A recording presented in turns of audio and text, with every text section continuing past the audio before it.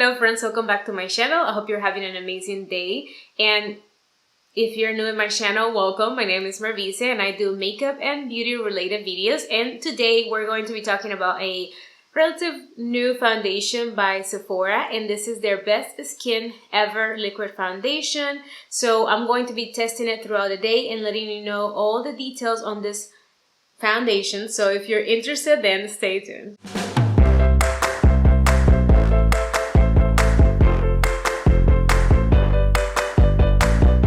Today has been cloudy all day, but I decided to record the intro kind of like midday, so I already have the foundation for a little while, so I'll be showing you the demo after I give you a little intro on the foundation. So if you want to skip to just the demo, I'm going to leave a little card underneath so you can know the timestamp for when I start putting on the foundation. But as you see, the sun is on my face, so let's ignore that. I think that gives just a really good idea of how the foundation looks in natural light.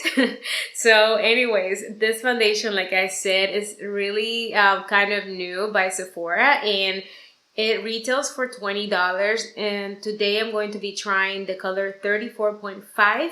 There's actually 50 different shades, and the one that I have is kind of like in between, like in the middle kind of almost. So again, this is the 34.5N, which is a neutral undertone. I decided to pick this tone because I thought it would work better. I think it doesn't look bad at all, actually, seen especially on natural light. So according to Sephora, what is this? This is a medium coverage natural finish foundation with long wearing anti-pollution formula that hydrates the skin for up to 12 hours, and it is infused with skincare benefits. So it has hyaluronic acid, red algae extract, and brown algae extract, which provides anti-pollution protective shield. So overall, it looks like it's another really good foundation with skincare benefits, which we've seen a lot lately. So again, what I'm going to do is I'm going to pass into the demo of the video where I'm going to be applying the foundation, letting you know all the details about application and how does it actually perform throughout the application process. And I'm going to have different check-ins throughout the day so you can see how the foundation is performing. I guess this is like a little peek already of how the foundation looks. So if you want to see the demo, then continue watching. Alright friends, so this is the demo part of the video, and like I said, I will be applying the new-ish Sephora Best Skin Ever Liquid Foundation. The color that I'll be applying today is the 34.5N, which is a neutral undertone. I know I have a little bit of a yellow undertone, but lately a lot of yellow undertone foundations are a little bit too yellow for me, so I decided to go with the neutral one because it still looked kind of yellowish, at least when I ordered it online. However, I did use this yesterday and I felt like it was a little bit grayish, but we'll see that and we'll talk more about the finish and all that after application.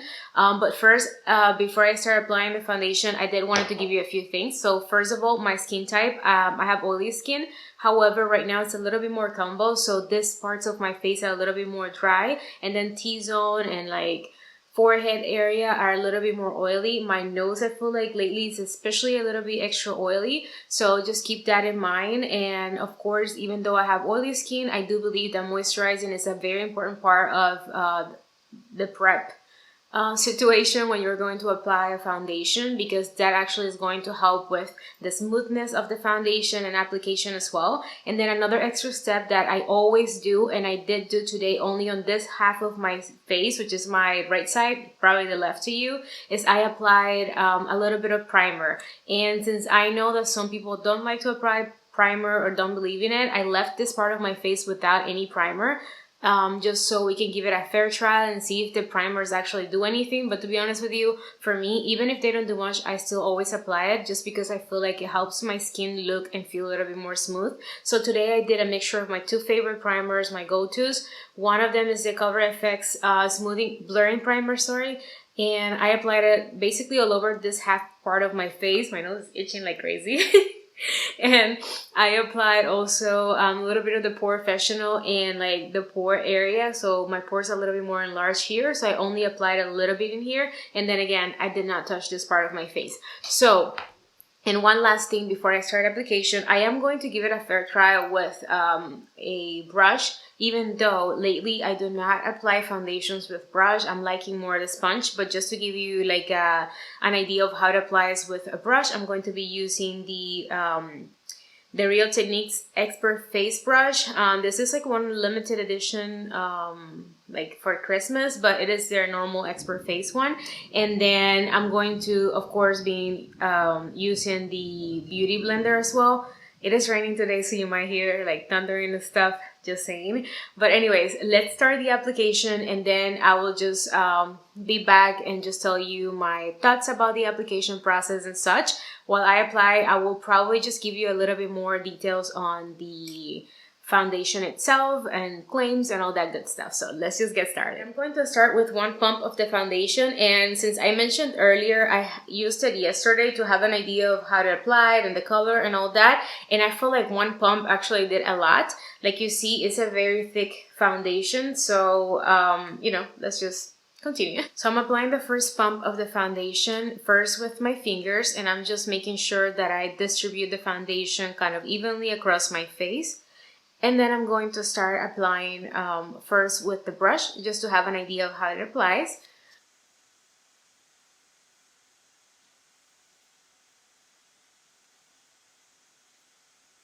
With the brush, it feels like it's applying really nicely, super easy. There are no brush strokes or anything like that, so very, very easy. I think it's a good foundation to use with brush.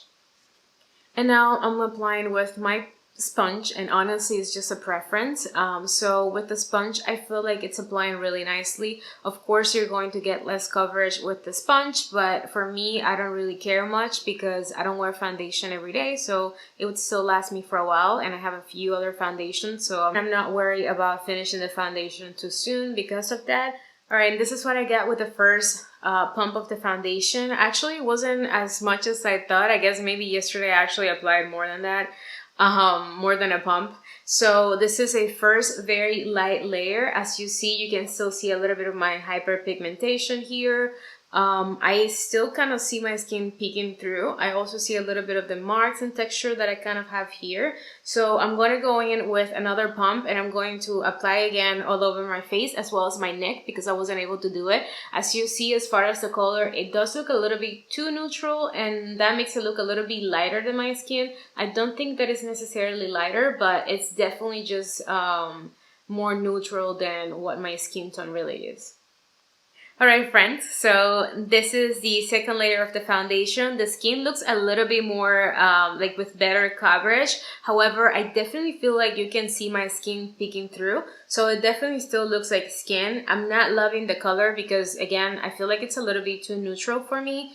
But what I'm going to do is I'm going to apply concealer, maybe like a more yellow concealer that I have, and that way I can get my skin to look a little more bright and maybe a little bit more accordingly to my skin tone or my undertone. So yeah, I think everything looks good. I'm going to apply powder, okay, because for me, I have oily skin, so there's no way I cannot apply powder. If you have dry skin, you're more than welcome to not apply powder, but I can't do that if I want to give the foundation a fair trial. So for now, since we're in mask wearing times, I am going to check to see if we're getting any transfer.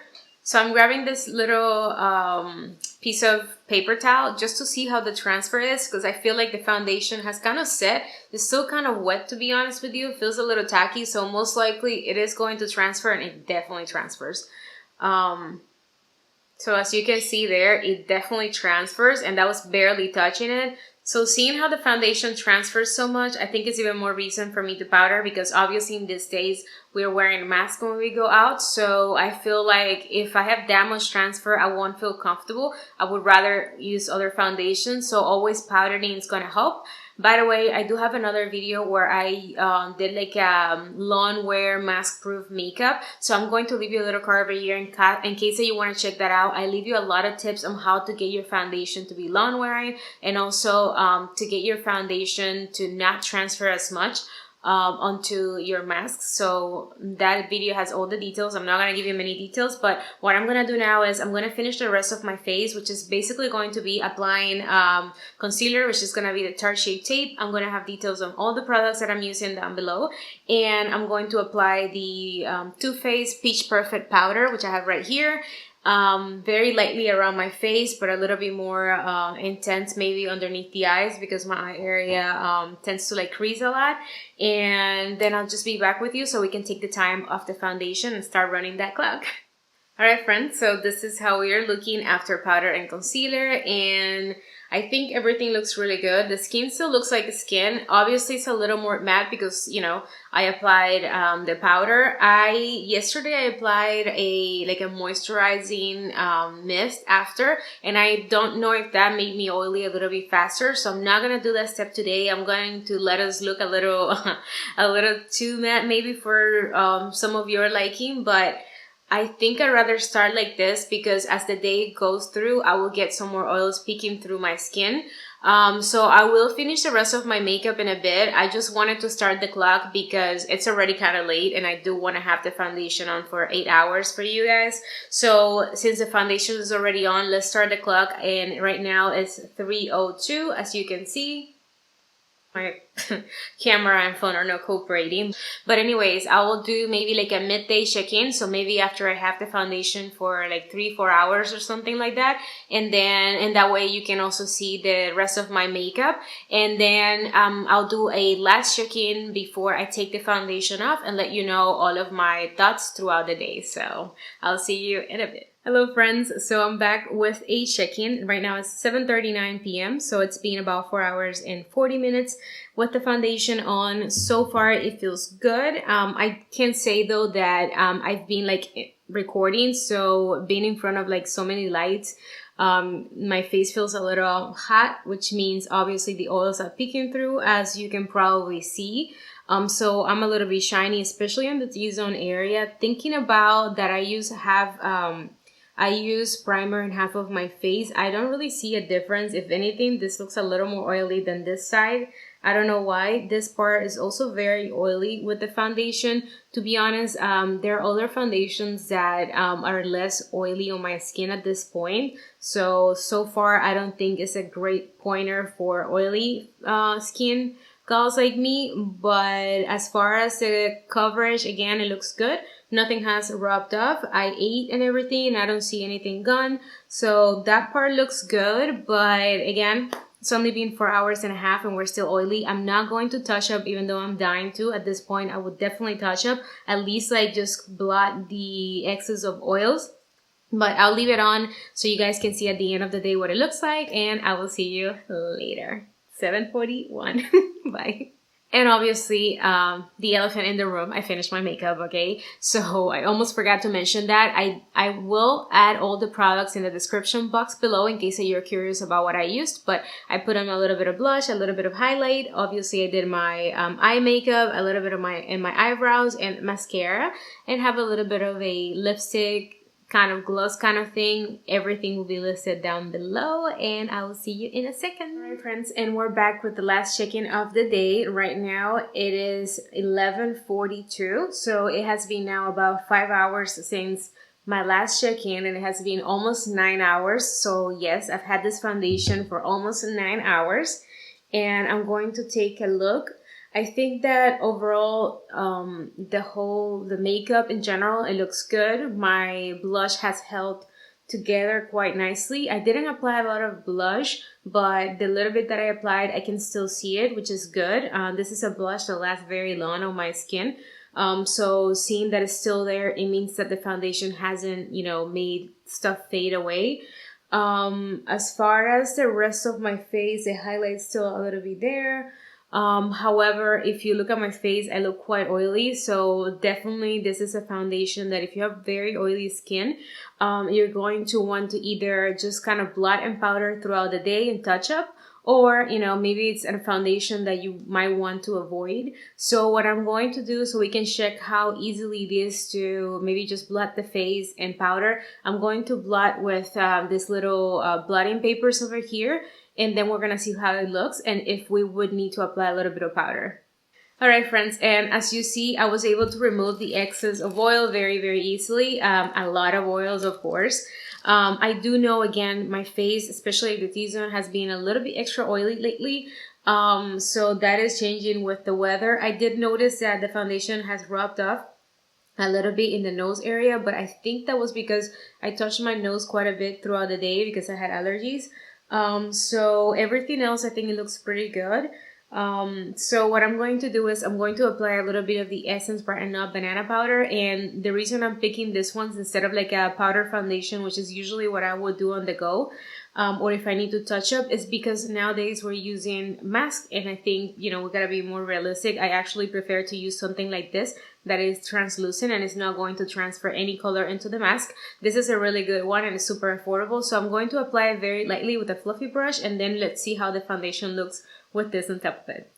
Alright, so looking up close, I see that the powder applied nicely. There are some areas that I think I might have still had a little bit of extra oils, like in my forehead, that I can tell that I applied powder, but perhaps that's something that with a little bit of face mist, it will help. However, again, I don't think it looks bad at all, so I'm going to stop right there. I could definitely just apply a powder foundation and that would just help, and I feel like it will make it perfect.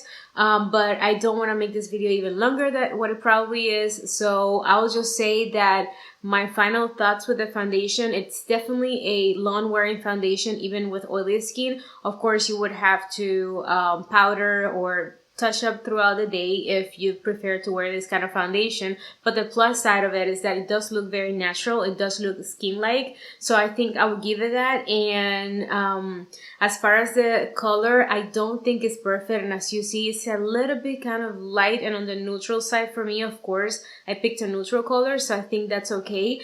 Overall, if I had to grade the foundation, I think I would give it maybe like an A-, because once, I think for oily skin it could have been a little bit better, but you know, gotta be fair, it really says that it's a natural foundation.